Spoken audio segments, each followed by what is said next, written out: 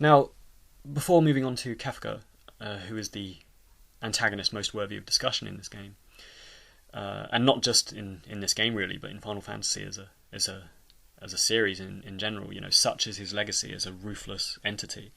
I want to take a moment to discuss Ultros very briefly, who holds some significance as the game's second most recurring villain, I think, besides Kefka. And I would argue actually that Ultros is very much similar to Kefka in his anarchistic and iconoclastic disposition. Where Kefka revels in actively evil actions, however, Ultros just does things to see what happens, for the sake of it. He's this mischievous prankster without any real motive and, arguably the real antagonist behind Final Fantasy VI.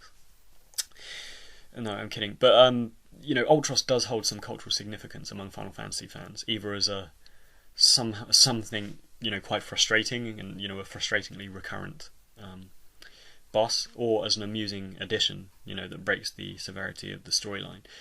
People perceive him in either one of those two ways.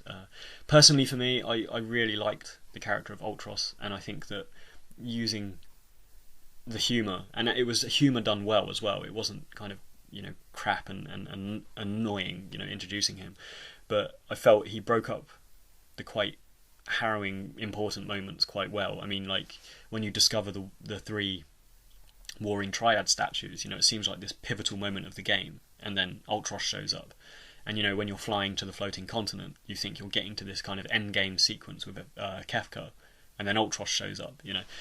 I think he's a good example of how Square have used humour well. They've balanced it well with the more more pressing and serious aspects of the game story.